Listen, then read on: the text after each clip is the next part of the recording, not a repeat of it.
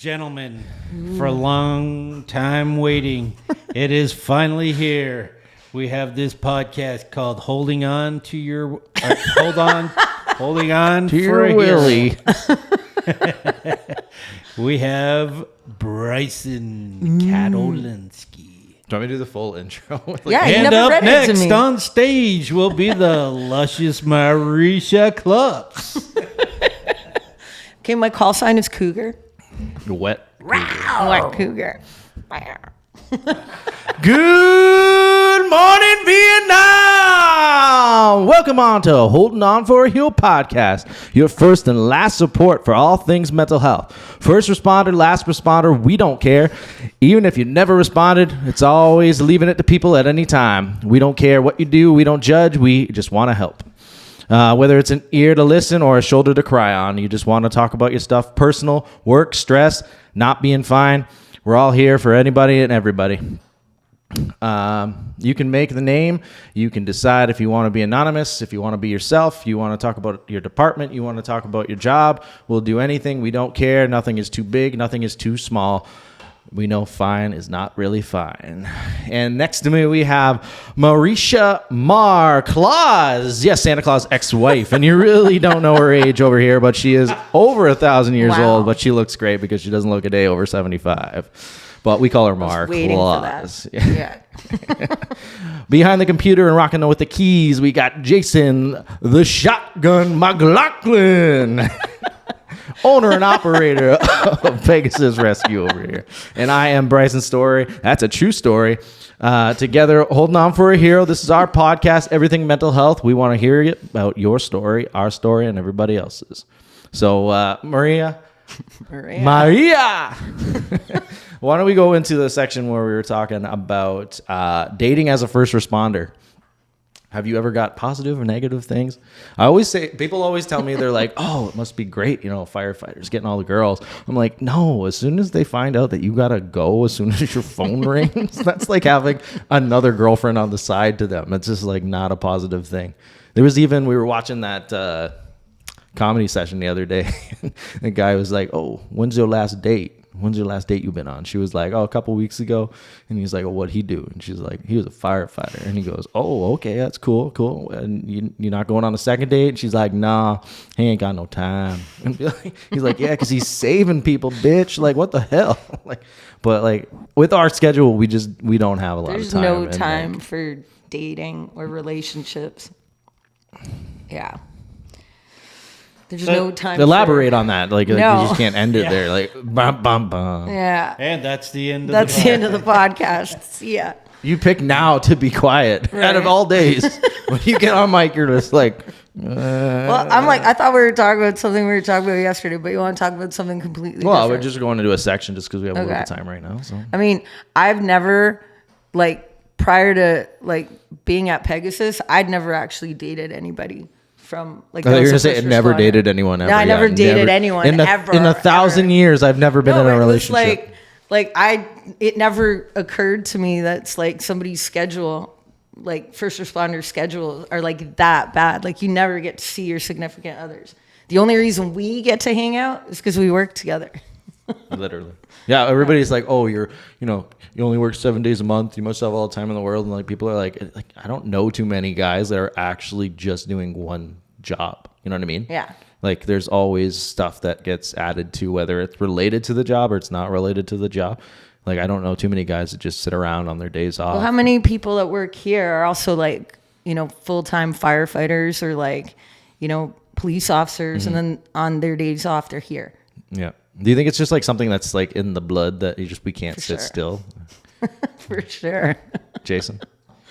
Has to be. Man of two words at a time.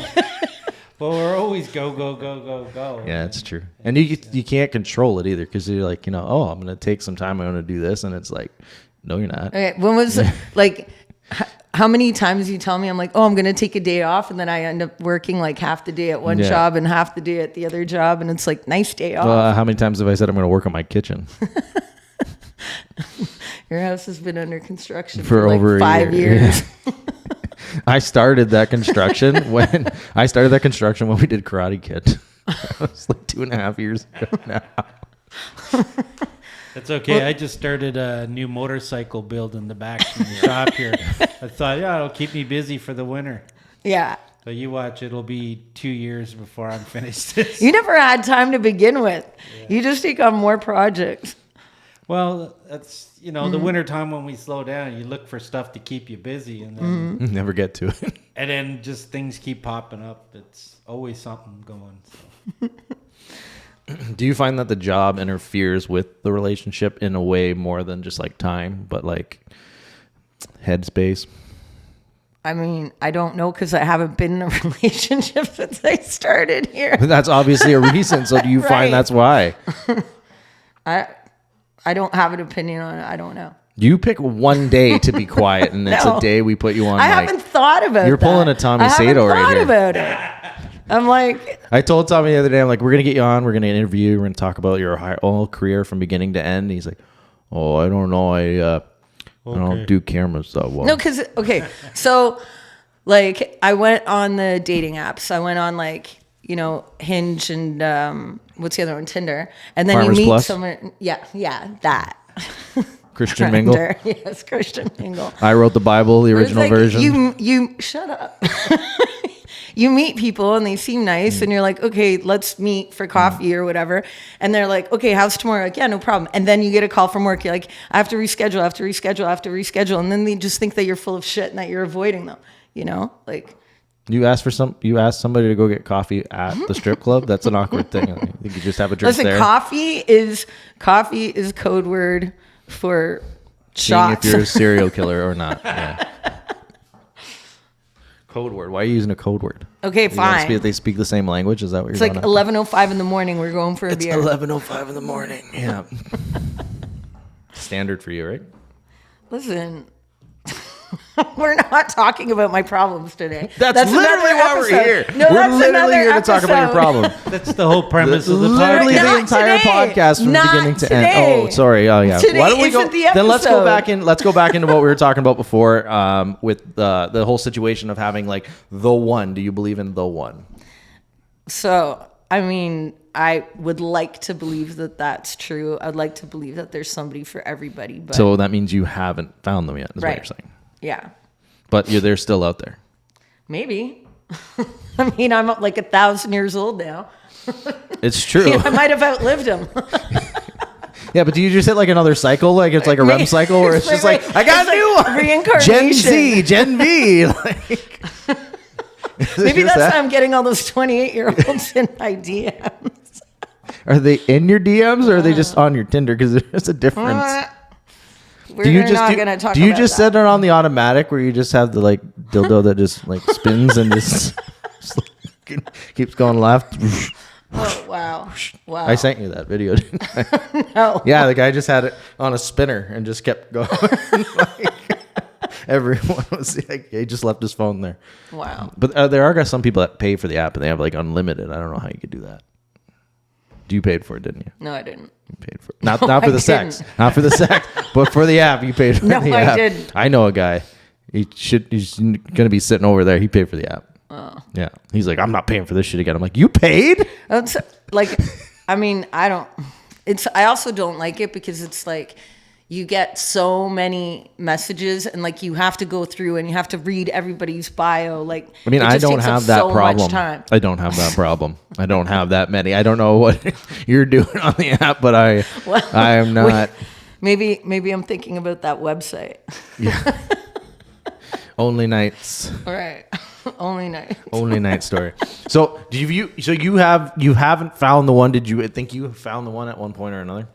No, I don't think so. I mean, like even my most serious relationships and the ones that lasted the longest, like I mean, I deeply cared about them, but like, it was more like circumstance, like we were getting along and there was no reason to break up, so we didn't break up, and then until there was a reason to break up, like I told you about my first like long-term relationship, right?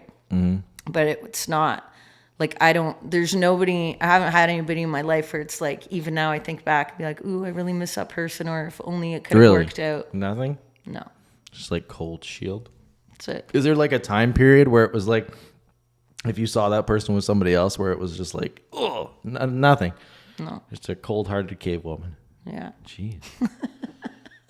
Jason, you had that. You were married and divorced. Was there a certain time where it was like, you know, seeing that person with somebody was like gut wrenching, but then at one point it was like not anymore? Oh yeah, definitely. Like when I went through my divorce, I mean, it was tough for sure. But then, you know, time heals. You move on, meet someone, but I wouldn't say better, but you Meet Different. someone different. Different, right? Yeah, Maybe yeah. you should say better. You should say better. That's my son's mother. I can never say anything bad about her. No, people are But, different, right? So yeah, it's, you meet somebody different, and you start a new life, right? yeah. Would you think it was a time thing for you, or is it more just because you found somebody else where it was like, okay, I have somebody, so it's okay? Well, honestly, the first little bit going through it when I got divorced, it was terrible. I mean, you didn't want to be with anybody, and yeah, I just put my head down, and you know, we were always so busy in the summer and that, so it kind of took your mind off it a little bit. But yeah, I wasn't looking for anything for about a year. Yeah. And yeah, I was quite content just being on my own with my son and going to work. So now, like you just said, do you bury yourself in work and keep yourself busy so as a distraction? Yes, kind of. Not so much now. No, not now. I'm talking about like at that time. Is that During like? that time, but that's how you cope with it, because that's what I do. That's what I Yep. do. I I'll take on 3 extra jobs so that I can. Yeah. And that was with like my grandparents dying was the same thing, and like breakups. So like it's all like if I can keep busy doing something, keeping my mind there, it's not going to be focused on that time, because it's like sleeping and at night is when when your mind's at rest a little bit at some that's at the Yeah. worst time, where it's just like go spinning in your head, right? So, Yeah, but like I've never been much of a drinker, and during that time though, it was like if I wasn't working and keeping my mind occupied, I was definitely like, I just need to have a drink. That's like And, me. yeah. That's my coping mechanism. And what are you coping with now? No, but I find it's I think that's why we put our heads down and work so hard sometimes, is because when you sit there and you gotta think about all the shit going on, it's like alcohol just seems to numb it for sure. Yeah, So I can definitely feel that, but I mean I find I can't even drink anymore. Like I could, like, it's a 2 beer max for me, or I'm like I don't even think I could get drunk on beer at this point, because when I hit like a 2 or 3, it's like I feel so bloated I can't even get any more in that to like get That's to why that I drink drunk. vodka. well, it wasn't beer. Like I'm not a big beer drinker. Yeah. I may have the same thing, like 1 or 2, but Yeah. I remember I had a rough night and ended up drinking a whole bottle of whiskey. Yeah. And Jesus, I paid for that for like for a week after that. And I think that kind of, I don't know, some people go down that rabbit hole, but Yeah. I think it just made me like, oh, I hate this feeling. So luckily I don't get caught up in that stuff too much.